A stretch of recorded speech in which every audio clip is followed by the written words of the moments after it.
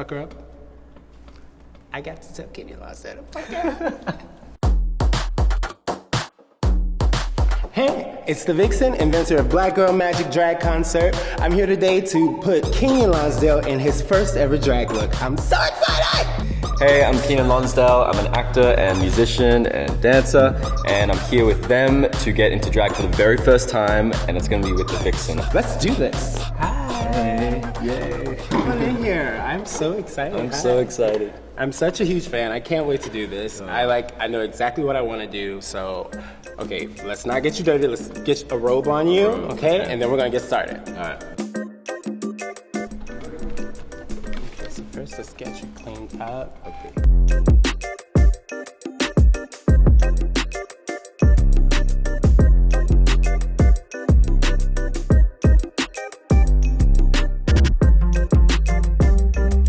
I got your mug on, it's pretty good. We're at the dicey part now. Your eyebrows are coming in. I'm really sneaky about the way I do eyebrows.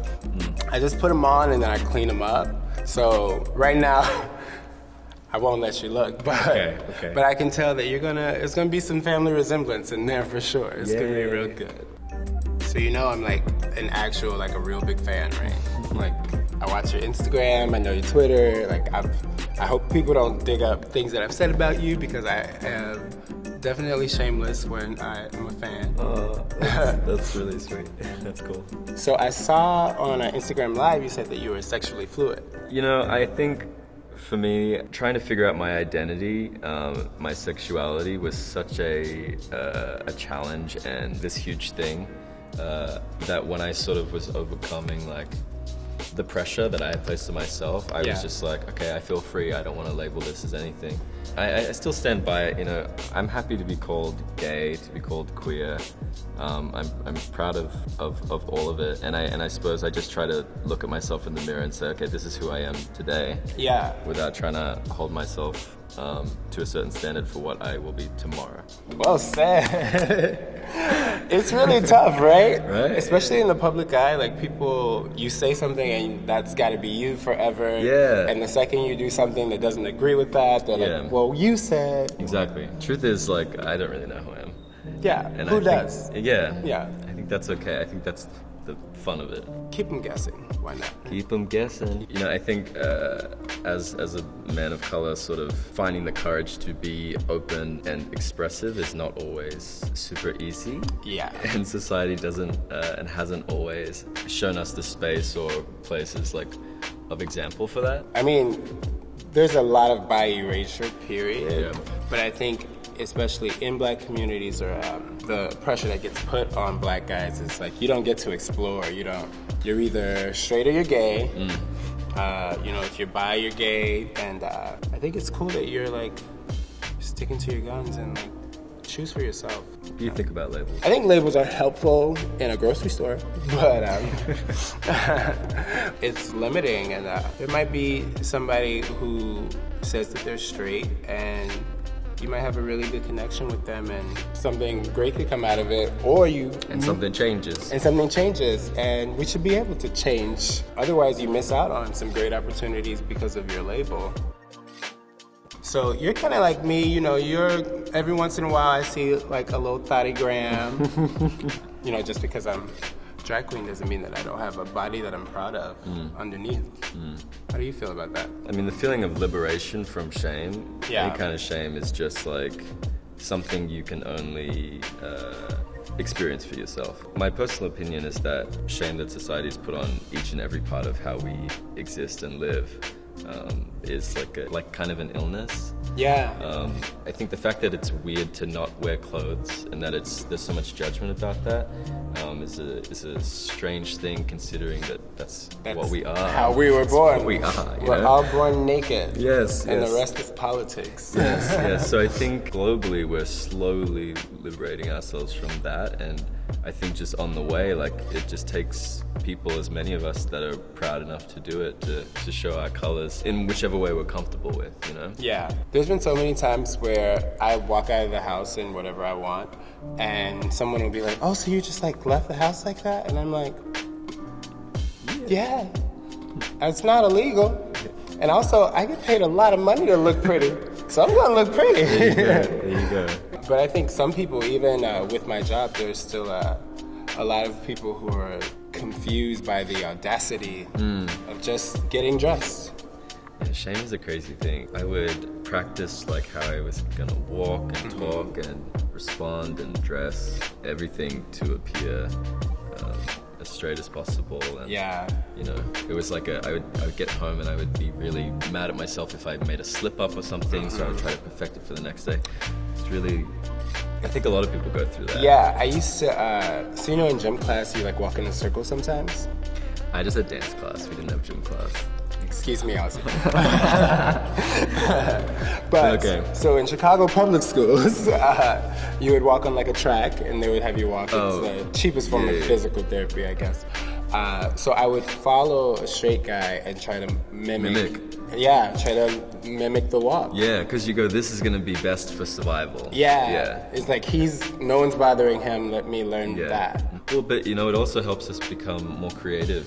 Yeah. Because we're used to jumping into different people's mindsets and Code bodies. switching. Yeah, it is a survival tactic for sure. I still to this day, like if I get on a phone with my uncle or my dad or something, my voice gets very deep and I'm like, yeah. And I don't know what it is. It's just like a natural reaction to the situation that I'm in. And then if I'm like with my girlfriends or my friends, it's like, hey.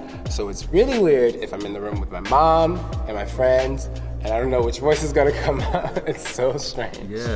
Yeah, a lot of people go through that. And that's when you realize that you're like living multiple lives and like, so I've been trying to like get to a solid one person and just be that authentic person. You go, this is my core that Yeah. goes with me like wherever. Yeah. Strangers, people I know. So what do you think is like your like core authentic? I think it's just being honest, being and being at peace. I hope I can be at peace and feel at home wherever I go, rather than just with people that make me feel super comfortable and just relying on that. It's really hard to like be comfortable everywhere. Yeah, exactly. And I think it involves like, you know, even if there's situations that make you uncomfortable, being able to speak up on it and be honest with those feelings, I think that is also, I think that's a part of staying true to who you are rather than just letting things always fly by. Yeah, I'm a little too good at that one. Yeah, you got skills with that. I'm a bull in a china shop sometimes. But I think for me, being authentic is, like you said, not biting my tongue, but also trying to be helpful. So like, if there's something in the room that's making everybody stressful, I don't mind being the one that's saying, hey, let's cut that out, you know? Like, Yeah. And people appreciate it, even if They they do. don't tell you, you know? I guess I want to make the room a better place if I'm in it, you know? I want people to be glad I'm there. Like, say you're getting into drag, especially as a person of color. So as a man of color, getting into drag, that means that you're presenting as a woman of color. And especially in America, women of color are like the most disrespected, unprotected women. So it's almost crazy for you to like opt into being treated lesser than. And I think a lot of times white queens, you know, you put on your jewels and your diamonds and you're, oh, I'm a rich white woman, oh, I'm feeling the fantasy, and it's like, you don't get to have that as a black drag queen, and you have to like work really hard to like present excellence. And I always say, it feels like people treat black excellence and white trash with the same energy. It's like, yes, queen, for either one. It's like, how can you yes both of these? Like, I know what you mean. do you see that like in your line of work? Yes, 100%. Yeah. I think even changing the definition of what a leading man is, you know, for as we know, you know, a leading man has been told to us that they're white, and that they're always going to be white, and they're going to look like this, and they're going to be Average, you know. not very And they can- remarkable. I think we all learn growing up. It's like, if I'm going to make it, if I'm black and I'm gonna make it, I'm gonna have to be exceptional. Exceptional. I'm gonna have to be the Work best. twice as hard to get half as much. It's really, really daunting. Now, even with like dating or like hooking up, I am not hard on white guys, but you just can't be white and be cute. You gotta have features. I'm checking boxes. I'm like, okay, do I find you attractive? Why do I find you attractive? Not because if you have just blonde hair and blue eyes. Do you have lips that I like? Do you have nice eyebrows? I don't give passes to white guys because Sure. they got enough, right? I think if a white guy steps into a relationship with someone of color, they best do their work. Especially me. You better know what the hell you're talking about. No, You know who's good? Oh, wow. Miss Cracker. Miss Cracker is dateable. She passes the test. She knows movies. She knows history. She's been to South Africa. That's the kind of work you gotta put in. She doesn't meet my height requirement, but everything else, she's pretty good. so long as someone is willing and actively taking action to learn and educate, because it's all an education thing, and to unravel and take all those layers away from themselves, because it's not just I think when it comes to black and white, not I think, but this is it, it's not about just the white community learning about what it is to be black in this world. It's what is it to be white in this world, and really actually look inwards. It's, you know. Look at how your footprint is affecting everybody every day. Yes. Yeah. Yes. I think, it's like how your car has a carbon footprint. I think as a white man, you can push out a lot of toxicity. As a man, you push out a lot of toxicity. Yeah. So you got to be conscious of that, and then you can take steps to like prevent it. Yeah. I think mostly what I look for in anybody is a willingness to be wrong. Yes. Because I'm usually right, so you got to be ready to be wrong. Because it's gonna happen. And it's okay to be wrong. It's okay to be wrong, and I love when a guy admits that I'm right. I mean that he's wrong.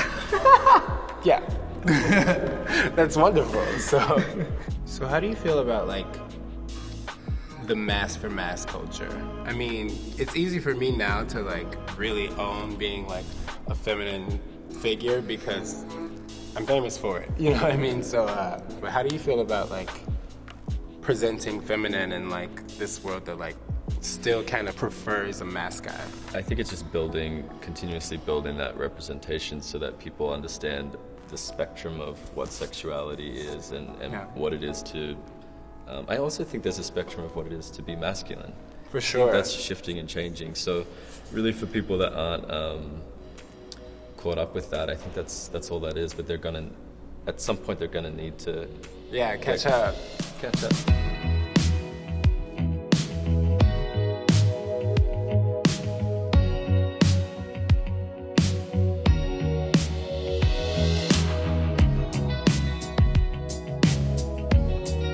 Pucker up. I got to tell Kenny I said a pucker up. So you know how like you've worn lipstick before, yes? Mm-hmm.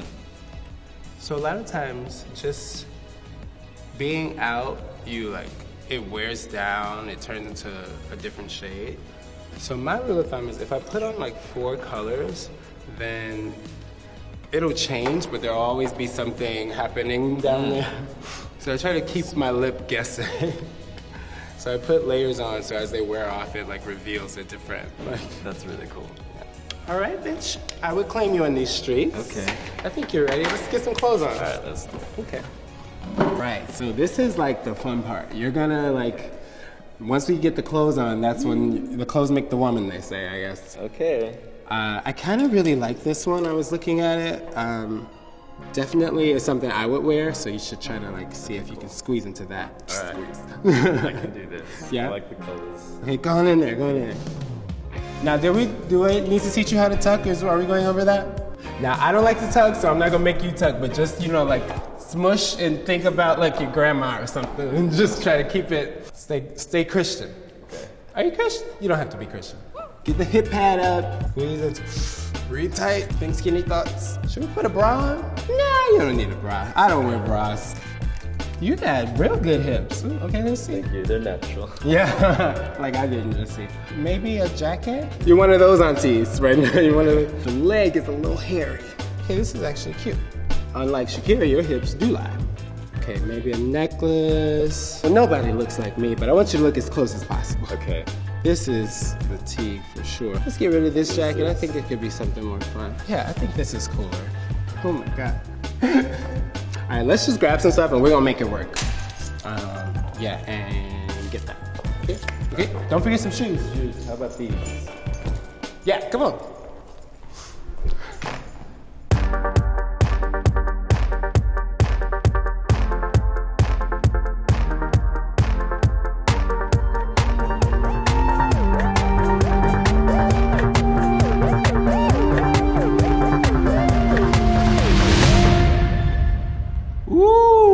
Wow.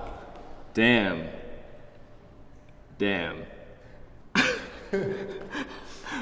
okay? Do you hate me? Am I fired? I love you. Are we okay? I love you. You're Oh good? my gosh. You look great. Oh my gosh. Oh, look at that. Pantsuit Sisters. I love that. Wow. Uh-huh. I see it on you. Thank you it for suits gifting you. it to me It as suits a- you. Yeah. Thank we're you. we're peas in the pie. I love it. I'm so glad we got to do this. Me too. Me too. So, all right now, ladies and gentlemen, introducing my legendary drag daughter. Make some noise for the Prism!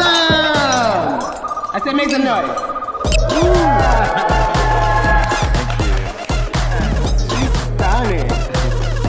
So, how do you feel? I feel like ethereal. Yeah. Yeah, like magical. I feel like you're on that like goddess rainbow wavelength that I'm on. Yes. So. All right, you look good. You feel good. You ready? Yes. All right. I'm ready. She ready. She ready. Okay, she ready. Let's go make some black girl magic then. You ready? Yeah. Let's go, bitch. Woo! Woo.